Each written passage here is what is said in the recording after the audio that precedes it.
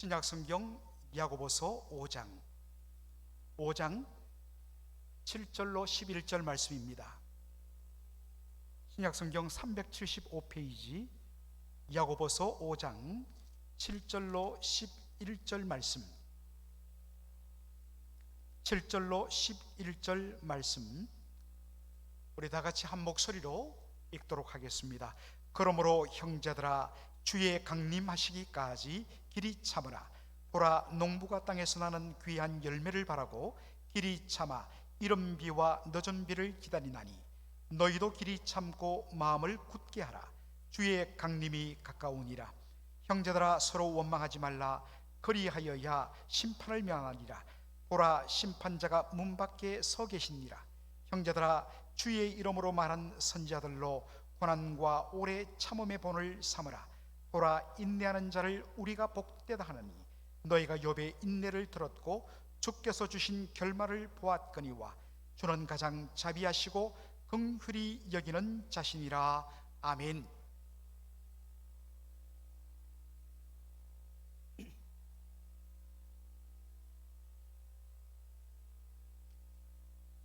오늘 저는 인내하며 기다릴 수 있는 이유라는 제목으로 말씀을 전하고자 합니다.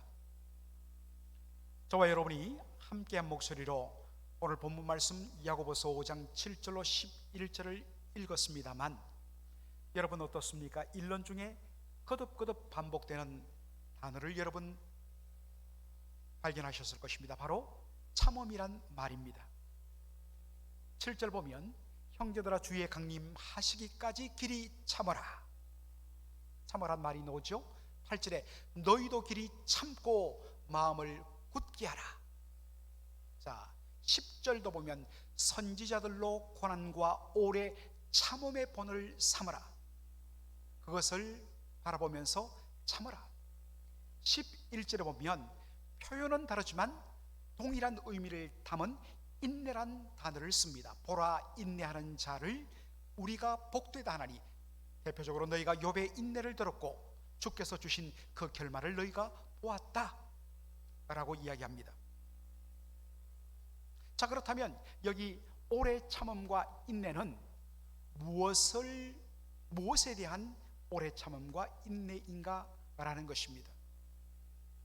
이것을 알려주는 힌트가 야고보서 5장 7절에 나옵니다. 그러므로 형제들아, 주의 강림하시기까지 길이 참으라. 그러므로 therefore, 이 therefore, 그러므로란 접속사는 앞에 원인이 나오고 그 원인과 이유에 대하여 결과가 뒤에 나오는 것을 연결해 주는 말이 그러므로입니다. 왜 오래 참고 기다려야 하는가? 그것은 앞에 그에 대한 이유가 나오기 때문입니다. 저와 여러분은 지난 시간에 야고보서 5장 1절로 6절의 말씀을 자세히 살폈습니다. 그 말씀은 불신부자들, 불의한 부자들에 대한 하나님의 심판에 대한 경고의 말씀입니다. 왜 불의한 부자들이, 지난 시간에도 얘기했지만 모든 부자들이 다 나쁘고 다 심판받는가? 그렇지 않다는 것입니다. 여기서 말한 부자들은 불신부자들, 불의한 부자를 가리킵니다. 그들이 심판받는 이유는 뭐냐? 하나님께서 주신 재물을 마치 자기가 자기 힘으로 벌어들인 것처럼 생각하고 그것을 오직 자기 자신만을 위하여 쓸 것으로 여겨서 꼭꼭 쌓아두고 베풀지 않은 것입니다. 더군다나 그 재물이 어떻게 형성됩니까? 가난한 자들을 억압하고 일꾼들에 대한 부당한 대우와 임금 착취를 통하여서 그들이 그 부를 형성했습니다. 그렇게 형성된 부를 어떻게 씁니까? 사치와 방종과 방탕과 쾌락에 그것을 씁니다. 그러면 정말 억울하게 빼앗기고 제대로 돈도 받지 못한 사람들은 어디에 하소연할 데가 없습니다. 그래서 그들이 하늘을 향하여 탄식하며 부르짖는데 그것을 하나님이 들으신다는 것입니다. 그리고 들으시고 하나님께서 불의한 자들에 대하여 하나님 마침내 심판하신다는 경고입니다. 그러므로 불의한 자들에 대한 하나님의 심판이 있을 것이므로, 그러므로 therefore 너희는 오래 참고 기다리라 하는 것입니다. 주목할 것은 참고 기다림의 성격입니다. 야고보서 5장 7절로 8절의 말씀을 보면, 그러므로 형제들아 주의 강림하시기까지 길이 참으라. 보라, 농부가 땅에서 나는 귀한 열매를 바라고 길이 참아 이른 비와 늦은 비를 기다린다니 너희도 길이 참고 마음을 굳게 하라. 주의 강림이 가까움이니라. 야고보는 오래 참고 기다림에 있어서 숙명론적으로, 운명론적으로 접근하지 않는다는 것입니다. 어쩌겠냐, 이게 다 네가 타고난 팔자인데 그냥 받아들이고 살아라, 그렇지 않다는 것입니다. 아무리 발부둥 쳐봤자 이 상황을 너는 벗어날 수 없어. 그러니 어차피 이래도 한 세상 저래도 한 세상, 결국엔 죽는 것, 그냥 살아, 마무리하라, 그렇지 않습니다. 야고보는 이야기합니다. 반드시 불의한 자들에 대한 하나님의 심판이 있다는 것입니다. 그러니 이것을 믿음으로 바라보면서 참고 인내하라는 것입니다. 그러면 하나님께서 그 공의의 심판을 행하시는 시점은 언젠가? 바로 우리 주님의 강림 때라는 것입니다. 주님이 강림하시면 불의한 자들에 대하여 심판하고, 믿음으로 의롭게 살다가 고난 당하는 자들을 위로하시며 눈에 눈물을 닦으시며 그들에게 승리를 안겨주신다는 것입니다. 그래서 주의 강림하실 때까지 길이 참으라는 것입니다. 바로 그때 형제들의 마음속에 의문이 일어납니다. 맞습니다. 주님이 강림하시면, 주님이 재림하시면 이 모든 불의의 문제는 다 끝나는 것 우리도 압니다. 문제는 우리 주님의 강림이 속히 일어나지 않고 계속적으로 지연된다는 사실입니다. 그래서 수많은 믿음의 형제들이 처음에는 믿음으로 견디며 참고 인내하다가 이 주님의 약속이 지체되고 이루어지지 않다 보니까 마음에 의심이 생깁니다. 과연 우리 예수님 다시 오실까? 이것을 간파한 야고보가 그들을 설득하기 위하여 든 비유가 씨를 뿌리고 열매를 기다리는 농부, 특별히 그가 이른 비와 늦은 비를 기다린다라는 말로서 그들을 설득합니다. 여러분, 우리가 이 이른 비와 늦은 비의 표현을 우리가 이해하기 위해서는 팔레스타인 지역의 기후와 농사를 우리가 조금 알 필요가 있습니다. 보통 우리는 봄에 씨를 뿌리고 가을에 열매를 거둡니다. 그러나 팔레스타인 지역은 반대입니다. 늦은 가을에 씨를 뿌리고 늦은 봄에 열매를 수확합니다. 물론 과일은 봄에 꽃이 피고 그리고 가을에 수확하지만 밀이라든지 보리라든지 곡식들은 늦은 가을에 씨를 뿌리고 그리고 늦은 봄에 수확합니다. 왜 봄에 뿌리지 않고 늦은 가을에 뿌리는가? 그것은 팔레스타인 지역의 독특한 기후 때문입니다. 팔레스타인 지역은 늦은 봄 혹은 초여름부터 가을까지 건기가 계속됩니다. 비 한 방울 내리지 않습니다. 그래서 온 대지가 바짝 말라버리고 땅이 돌처럼 딱딱하게 굳어집니다. 그 메말라버린 땅에 아무리 쟁기질을 해서 흙을 갈아 엎었다 할지라도, 거기에 씨를 뿌린다 할지라도 비가 오지 않기 때문에 싹을 틔울 수가 없습니다. 그러다가 10월 말 혹은 11월 초가 되면 어마어마한 비가 한꺼번에 내립니다. 이것을 이른 비라고 이야기합니다. 그래서 영어로는 early rain 혹은 가을에 내린다 해서 autumn rain이라고 표현합니다. 그 비가 내리면 땅이 축축하게 물질을 머금기 때문에 쟁기질을 하면 흙을 갈아 엎을 수 있고, 거기에 씨를 뿌리고 흙을 덮으면 거기서 파릇파릇 새싹이 돋아나는 것을 보게 됩니다. 그러다가 12월부터 2월 사이에 몇 차례 비가 내리는데 이것을 겨울비라고 이야기합니다. 캘리포니아에서 살아셨던 분들은 어느 정도 감을 잡으실 것입니다. 아주 유사합니다. 그러다가 3월 4월경이 되면 드디어 보리가 결실하게 되고, 그리고 미리 이삭을 이렇게 드러내게 되는 바로 그 시점에 또 한 번의 엄청난 비가 내리는데 그것을 늦은 비라고 이야기합니다. 봄에 내리기 때문에 그것을 스프링 레인이라고도 표현을 합니다. 바로 이 늦은 비를 통하여서 물기를 머금은 보리와 밀이 알을 튼실하게 맺으면서 결실하여서 드디어 추수하게 되는 것입니다.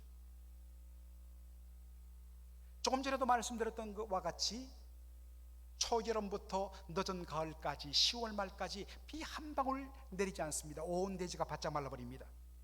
그러나 그 마른 땅을 바라보며 농부는 낙심하지 않습니다. 왜냐하면 조금만 더 있으면 이런 비가 내릴 것이기 때문에. 그런데 때로는 11월 초가 되었는데도, 이런 비가 내릴 시점이 되었는데도 비가 내리지 않는 경우가 있습니다. 그러나 노련한 농부는 초조해하지 않습니다. 왜냐하면 자신의 일생의 오랜 경험을 통하여 반드시 시기는 조금씩 다를지라도 반드시 이 시즌에는 꼭 이런 비, autumn rain이 내릴 것을 그가 확신하기 때문입니다. 그의 경험 때문입니다. 그러면 바로 이런 비를 기다리면서 그냥 넋놓고 있지 않습니다. 농부는 비가 내리기 전부터, 한 달 전부터 미리 농기구를 점검합니다. 쟁기를 다시 날카롭게 갈고, 그리고 썰애라든지 썰매들 이런 것들을 다 점검합니다. 그리고 씨앗들을 종류별로 다 갖춰 놓습니다. 그러다가 이런 비가 내리면, 그래서 흙이 축축하게 젖으면 적시로 쟁기질을 하여서 흙을 갈아엎고 거기다 씨를 뿌립니다. 여러분, 누가복음 9장에 보면 예수님께서 이렇게 말씀하는 것을 여러분 보실 것입니다. 쟁기를 잡고 뒤를 돌아보는 자는 하나님 나라에 합당치 않다. 쟁기를 잡고서 뒤를 돌아보는 자, 이게 무슨 말일까요? 바로 이 기후 때문입니다. 비가 내려갔고 땅이 축축하게 젖었을 바로 그때에 적시로 밭을 갈아엎고 씨를 뿌려야 됩니다. 이런 비가 내려서 땅이 축축하게 젖어들었는데도 민기적하고 며칠 차일 비를 미루는 사이에 또다시 햇빛이 쨍쨍 내리쳐갖고 땅이 굳어져서 씨를 뿌릴 수가 없기 때문에, 그래서 쟁기를 잡고 뒤를 돌아보는 자는 하나님 나라에 합당치 않다고 말씀하는 것입니다. 늦은 비도 마찬가지입니다. 3, 4월이면 보리가 결실할 때가 되고, 그리고 밀 이삭이 이렇게 나오는 때인데 비가 내리지 않으면, 한 방울도 내리지 않으면 이 쭉정이로 전락합니다. 한 해 농사가 실패되어서 우리 옛날에 경험했던, 어른들이 많이 경험했던 소위 보릿고개를 넘어가야 합니다. 그러나 노련한 농부는 이것에 대하여서도 초조해하지 않습니다. 왜냐하면 약간의 시간의 차이는 있을지 몰라도 반드시 이 시즌이 되면 늦은 비가 내리기 때문입니다. 하나님께서 그 땅 지역에 독특한 이런 비와 늦은 비를 내리는 기후를 주셨기 때문에, 그 불변의 사실에 대한 확신 때문에, 믿음 때문에 초조해하지 아니하고 참고 기다릴 수가 있는 것입니다. 이런 비와 늦은 비를 통하여 야고보가 하고 싶은 말은 무엇입니까? 예수님 반드시 오신다는 것입니다. 반드시 오셔서 불의한 자들에 대하여 심판하시고 의로운 자의 눈에 흐르는 눈물을 닦아주신다는 것입니다.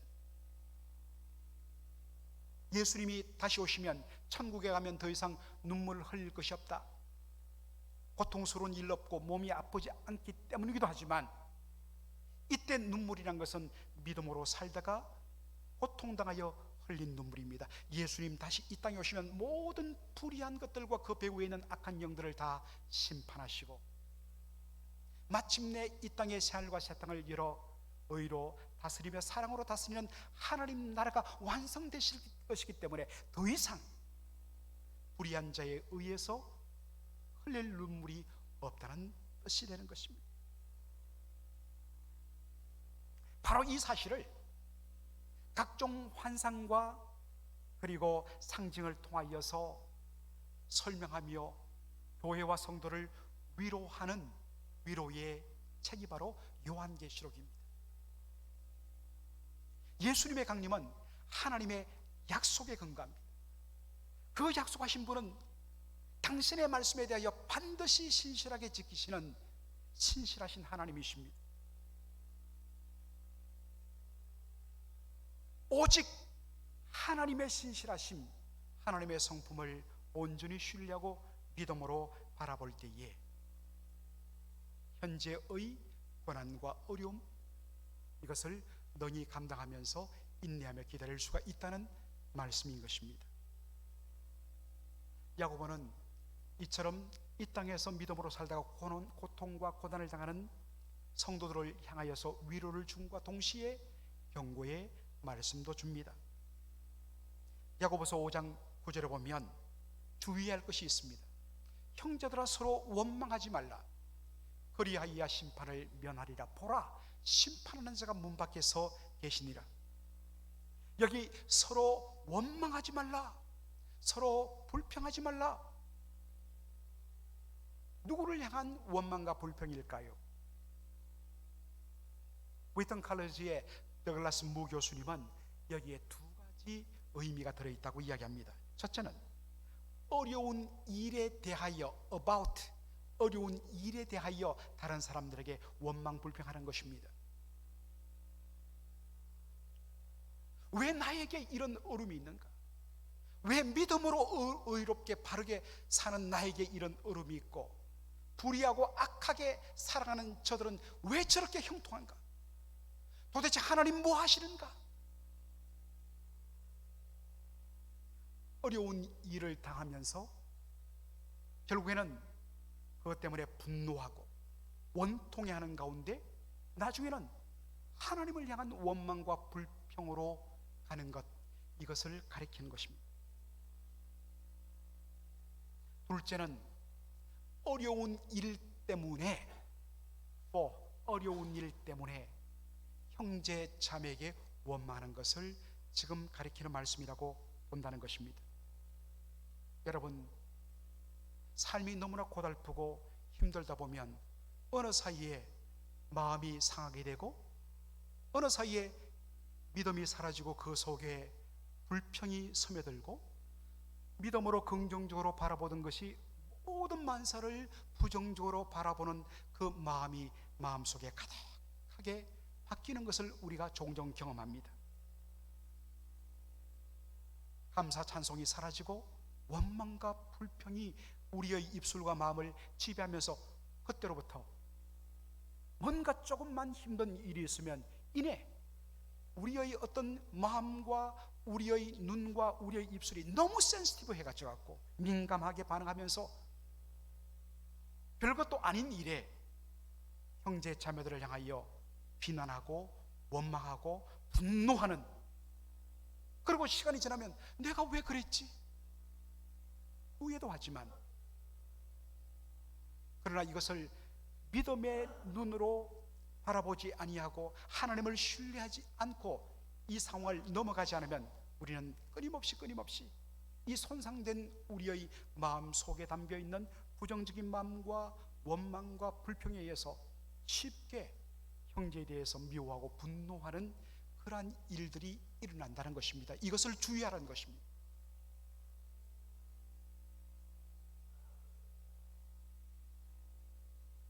그런 후에 야고보는 마지막으로 인내하는 자, 믿고 참고 기다리는 자가 받을 복에 대하여 선지자들과 욥을 이야기하는데, 시간 관계상 욥의 인내와 그가 얻은 복에 대하여서 제가 말씀을 드리고자 합니다. 야고보서 5장 11절의 말씀입니다. 보라, 인내하는 자를 우리가 복되다 하나니 너희가 욥의 인내를 들었고 주께서 주신 결말을 보았거니와 주는 가장 자비하시고 긍휼히 여기시는 자신이라. 여러분, 욥기를 다 읽어보지는 않았지만 어떤 의미에서는 설교에 가장 많이 쓰이는 예화 중에 하나가 요셉, 다윗, 그리고 욥입니다. 욥은 어떤 사람입니까? 욥은 동방제일의 부자입니다. 그리고 그는 그렇게 부자이면서 얼마나 그가 선하고 의롭게 살았는지 모릅니다. 믿음으로 살았는지 모릅니다. 정말 그 모든 내용들이 욥기 전면에 깔립니다. 야고보서 5장 1절로 6절에 나오는 이 불의한 심판받는 부자와 정반대의 삶을 살아갔던 의로운 부자가 바로 욥입니다. 그런데 그에게 어떤 일이 일어났습니까?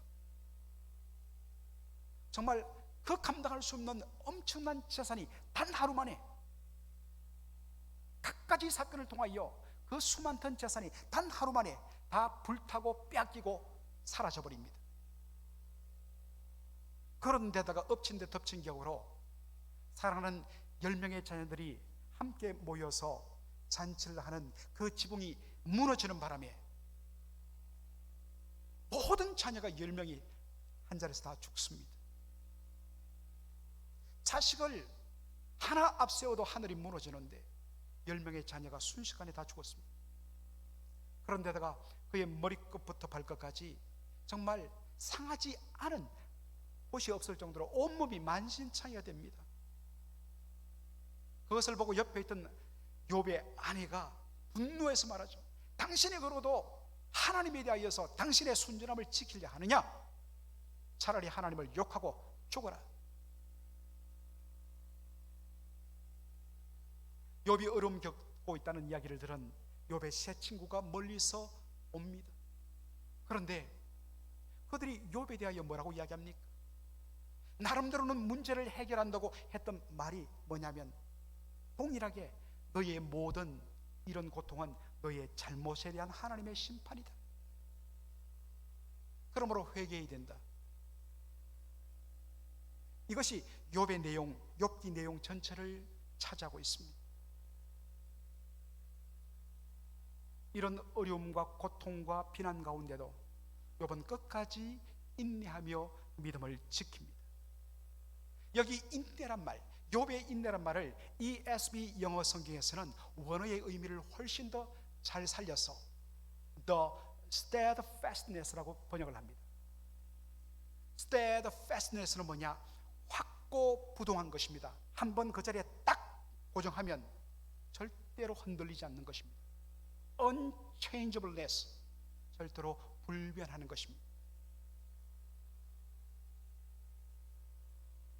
욥의 확고부동함, 그 결과로 하나님께서 욥에게 축복을 내리십니다. 그래서 우리가 욥기 42장을 보면 욥이 그전보다 훨씬 더 많은 부를 얻게 되었고, 그리고 잃어버렸던 10명의 자녀 대신에 하나님께서 새로운 10명의 자녀를 허락해 주셨습니다. 해피엔딩이죠. 그런데 여러분, 오늘 가셔서 욥기를 여러분 다시 한번 읽어보시기 바랍니다. 처음부터 끝까지 욥기를 읽어보신 분들은 고개를 갸우뚱합니다.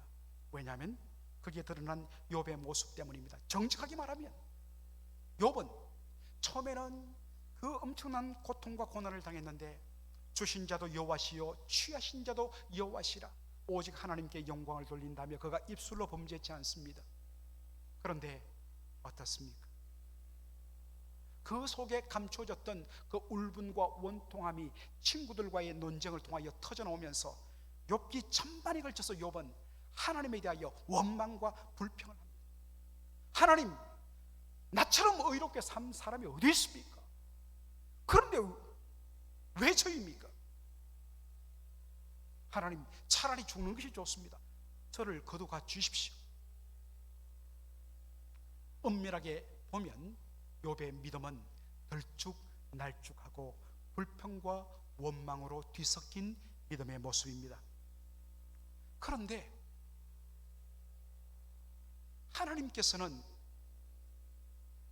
그 욥의 원망과 불평이 뒤섞이고 그가 믿음이 흔들림에도 불구하고 그것을 욥의 인내로 간주하시고 여겨주신다는 사실입니다. 그리고 욥이 끝까지 잘 참은 것처럼 보시고 그에게 놀라운 복을 내려주신다는 것입니다. 그러면서 오늘 본문 야고보서 5장 11절은 욥의 인내를 말하며 마지막에 뭐라고 이야기합니까? 주는 가장 자비로우시고 긍휼히 여기시는 자신이라고 이야기하십니다. 사실 욥이 인내한 것이 아니라 하나님께서 끝까지 흔들리지 않고 흔들리는 욥을 참아주시고 기다려주시고 붙들어 주셨기 때문에 마침내 욥이 믿음으로 서고 회복할 수 있었고, 하나님께서는 그것을 욥이 잘한 것처럼 그렇게 인정하시고 여겨주시고 욥을 복 주셨다는 것입니다. 여기에 욥의 공로나 의로움이 아닌 하나님의 자비와 긍휼 때문에 욥이 마침내 승리하게 되었다는 말씀입니다. 하나님의 이런 모습은 이 땅을 살아가는 우리에게 얼마나 큰 위로와 소망이 되는지 모릅니다. 여러분, 우리의 정직한 실존은 어디에 있습니까? 물론 상대적으로 저분은 정말 믿음이 좋아, 나는 이렇게 조금만 어려워도 그냥 원망 불평하고 나 이제 예수 안 믿는다 그러고 기도하고 성경 읽는 거 딱 닫아버리고, 그런데 저분은 무슨 일이 있더라도 항상 할렐루야 감사합니다. 물론 상대적으로는 좀 더 나을 수 있습니다.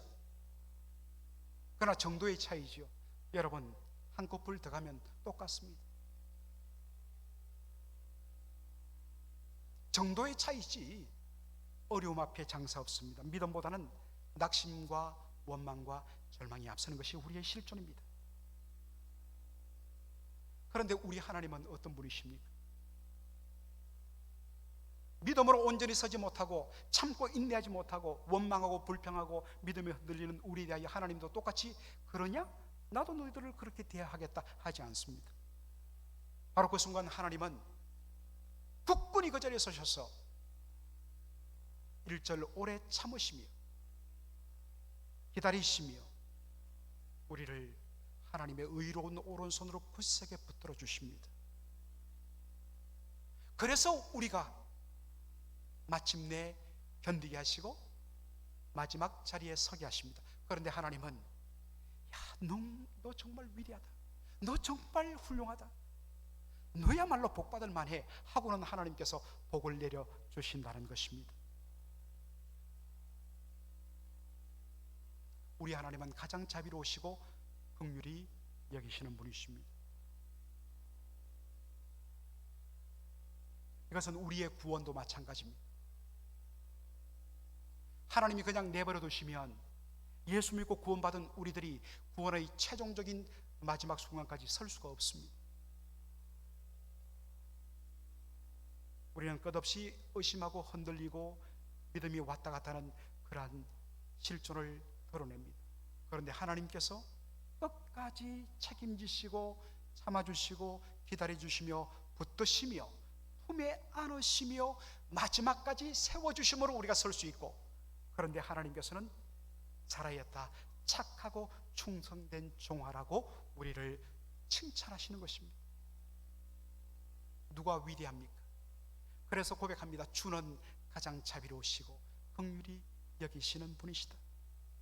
그래서 요한계시록 4장을 보면 천상의 장면이 나오는데 하나님께로부터 멸류관을 받은 모든 사람들이 어떤 모습을 취합니까? 멸류관을 벗어 승리의 월계관을 벗어서 하나님 발 앞에 던지면서 모든 영광과 존귀와 찬양을 하나님 홀로 받아 주옵소서, 하나님께만 영광을 돌리는 것입니다. 오늘도 사실은 여러분 참으십시오, 인내하십시오, 견디십시오 라고 하지만, 그리고 우리가 믿음으로 한다고 하지만 사실은 하나님께서 여러분을 붙잡고 계십니다. 흔들려도 하나님을 실망시키는 우리의 모습을 볼지라도 하나님 포기하지 않고 붙드십니다. 그리고 마침내 하나님 인내하사 끝까지 견디시며 저와 여러분을 최종의 믿음의 자리에 세우셔서 우리를 복주십니다. 이 하나님을 의지하며 믿음으로 바라보면서 오늘도 우리에게 주어진 믿음의 경주를 달려가는 저와 여러분의 삶이 되기를 주의 이름으로 축원합니다. 아멘. 살아계신 우리 아버지 하나님, 주님의 놀라우신 은혜와 사랑을 감사합니다.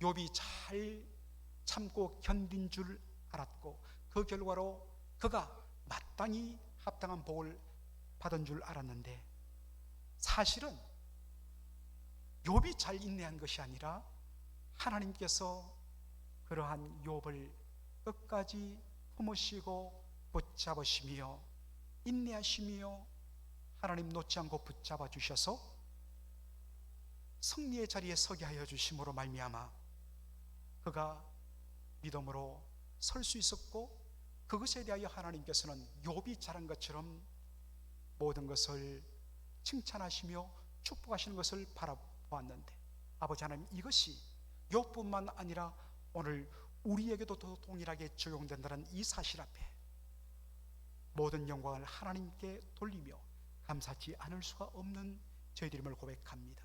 살아계신 우리 아버지 하나님, 오늘도 우리를 붙드시는, 우리를 놓지 아니하시는, 끝까지 우리를 향하여 인내하시는 하나님, 그분을 의지하며 이왕 예수 믿는 것, 원망과 불평과 하나님 미움과 분노로 우리의 삶을 끝내는 것이 아니라